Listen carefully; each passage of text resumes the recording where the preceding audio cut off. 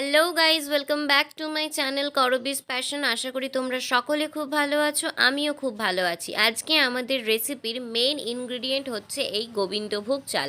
দেখো, আমি এখানে 500 গ্রাম মতো গোবিন্দভোগ চালকে খুব ভালো করে ধুয়ে নিয়ে একটা বড় থালায় এইভাবে চাড়িয়ে নেব, যাতে চালের জলটা প্রপারলি শুকিয়ে যায়। ঠিক এইভাবে একটা বড় থালাতে পাতলা লেয়ার করে আমি চালটাকে শুকোতে দিয়ে দিয়েছি। এবার যতক্ষণ এদিকে চালটা শুকনো হচ্ছে, ততক্ষণ ওদিকে আমরা একটা মশলা তৈরি করে নেব।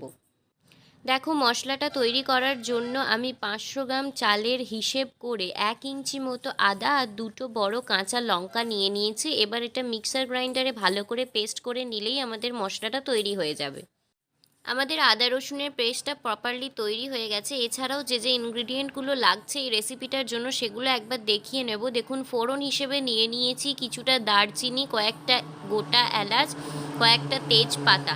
এছাড়াও লাগছে আমাদের সামান্য একটু লবণ এবং হলুদ পরিমাণ মতো। এছাড়া নিয়ে নিয়েছি কিছু কিশমিশ, আর নিয়েছি গোটা কাজুগুলোকে আমি ভেঙে নিয়েছি। আপনারা চাইলে গোটা কাজুও রাখতে পারেন। এছাড়াও আছে দেশি ঘি, 3 চামচ মতো এখানে বড় চামচের দেশি ঘি নিয়ে নিয়েছি। আর আছে এই কাঁচের বাটির 1 বাটি মতো চিনি। আর দেখুন, যে চালটা আমি শুকোতে দিয়েছিলাম জলটা, সেটা প্রপারলি কিন্তু জলটা একেবারেই শুকিয়ে গেছে। তো আমরা চলে যাব আমাদের পরবর্তী স্টেপ। সবার প্রথমে গরম কড়াইয়ে 2 চামচ মতো ঘি দিয়ে ঘিটাকেও ভালো করে গরম করে নিতে হবে। দেখতেই পাচ্ছেন ঘিটা আমাদের প্রপারলি গরম হয়ে গেছে। এইবার ঘিটা গরম হয়ে যাওয়ার পর আমরা গ্যাসের ফ্লেমটাকে কিন্তু বন্ধ করে দেব। গ্যাসের ফ্লেমটাকে বন্ধ করে দেওয়ার পরে 500 গ্রাম চালের হিসেব করে প্রায় ছোট চামচের 3 চামচ মতো হলুদ গুঁড়ো এই গরম ঘিতে দিয়ে দিতে হবে। গরম ঘিতে হলুদ গুঁড়োটা দেওয়ার পরে ভালো করে খুন্তি দিয়ে নাড়িয়ে নেব, যাতে কোনো রকম হলুদের লাম্পস না থাকে। ভালো করে দেখতে পাচ্ছেন, ঠিক এইভাবেই মিশিয়ে নিতে হবে। মিশিয়ে নেওয়ার পর আমরা ফেরত আসছি। এর মাঝে একবার দেখিয়ে দেব চালটার যে জল শুকোতে দিয়েছিলাম, কত সুন্দর জলটা শুকিয়ে গিয়ে একদম ঝুরঝুরে হয়ে গেছে। দেখে নিন, চালটায় কিন্তু এই রকমই শুকনো হতে হবে, কোনো রকম জল থাকলে হবে না। ঘি আর হলুদের মিশ্রণটা অতিরিক্ত গরম থাকার কারণে আমি 10 সেকেন্ড মতো রেখে দিয়েছিলাম ঠান্ডা হওয়ার জন্য। এবার আমাদের এই মিশ্রণটা ঠান্ডা হয়ে গেছে। তো আমরা যে চালটা জল শুকিয়ে রেখেছিলাম তাতে দিয়ে দেব, এবং সঙ্গে দিয়ে দিতে হবে আদা আর কাঁচা লঙ্কার পেস্টটা।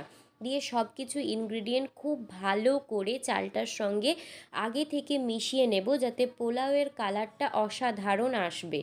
তো আমাদের এই স্টেপটা কমপ্লিট হয়ে গেছে। এবার আমরা চলে যাব আমাদের নেক্সট স্টেপে। এবার আমরা যে কড়াইটাতে ঘি আর হলুদের মিশ্রণটা তৈরি করেছিলাম, সেই কড়াইটাতেই আরও 1 চামচ মতো ঘি দিয়ে সেটাকে গরম করে নেব। ঘিটা আমাদের প্রপারলি গরম হয়ে গেছে, তাই এই গরম ঘিটাতে ফোড়ন হিসেবে ব্যবহার করা তেজপাতা, দারুচিনি, এছাড়াও গোটা এলাচ, এগুলো সব দিয়ে ভালো করে নেড়ে নেব। কিছুক্ষণ নাড়াচাড়া করার পর তাতে অ্যাড করে দেব ভেঙে রাখা কাজু বাদামগুলো, এবং কাজু বাদামগুলো কিন্তু প্রপারলি ভাজা ভাজা হতে হবে। তাই কাজু বাদামগুলো দেওয়ার পর বেশ কিছুক্ষণ নাড়াচাড়া করে নিতে হবে। কাজুটা প্রপারলি ভাজা হয়ে গেছে, তাই এর সঙ্গে অ্যাড করে দিলাম কিশমিশগুলোকেও। এবার কিশমিশগুলো দিয়েও আমাদেরকে কিছুক্ষণ নাড়াচাড়া করে নিতে হবে। কাজু আর কিশমিশটা প্রপারলি ভাজা হয়ে গেছে। তো আমরা এরপর যে চালটাকে ম্যারিনেট করে রেখেছিলাম, সেই চালটা আস্তে আস্তে এর মধ্যে দিয়ে দেব, এবং চালটা দেওয়ার পরেও চালটাকে বেশ কিছুক্ষণ সময় নিয়ে, মানে প্রায় 5 মিনিট মতো সময় নিয়ে ভালো করে নেড়ে চেড়ে ভেজে নিতে হবে। চালটা কিন্তু প্রপারলি ভাজা হয়ে গেছে। এবার সবচেয়ে ভাইটাল স্টেপ, যেটা যদি ঠিক থাকে তাহলে আপনার পোলাও অসাধারণ হবে, আর যদি না ঠিক থাকে তাহলে কিন্তু পোলাও আর খাওয়াও যাবে না। তো দেখুন, আমরা যে বাটিতে জল দিচ্ছি ঠিক সেই বাটির পরিমাণে 3 বাটি পরিমাণ চাল ছিল, তাই আমি 6 বাটি পরিমাণ জল নিয়ে নেব। মানে যতটা চাল নেবেন তার ঠিক দ্বিগুণ জল দিতে হবে। জলটা দিয়ে একটু ভালো করে নেড়ে নিচ্ছি।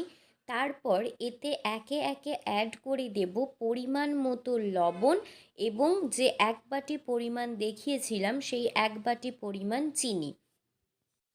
চিনি আর লবণটা অ্যাড করে দিয়ে ভালো করে আরও একবার নাড়িয়ে দিচ্ছি। এইবার আমরা ঢাকা দিয়ে রেখে দেব 5 মিনিটের জন্য। 5 মিনিট পর ফিরে আসছি।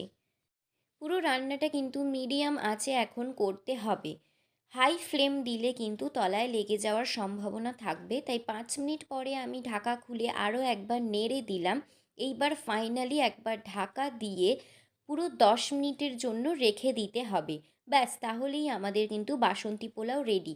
দেখুন কত সুন্দর কালার এসছে, কিন্তু এখন ঝরঝরে ভাবটা বুঝতে পারবেন না যেহেতু এটা গরম আছে। দেখুন ঠান্ডা হওয়ার পর আমি খুলে নিয়েছি, কতটা ঝরঝরে হয়েছে দেখে বুঝতে পারছেন আশা করি। তো আমি খুব সুন্দর করে এটা চিকেন কষার সাথে সার্ভ করে নেওয়ার পর ফিরে আসছি। তো ফাইনালি আমাদের বাসন্তী পোলাও রেডি হয়ে গেছে। আমি চিকেন কষার সাথে সার্ভ করে নিয়েছি, আপনারাও বাড়িতে ট্রাই করুন। সো ফর নাও টাটা, দেখা হচ্ছে নেক্সট ভিডিওতে।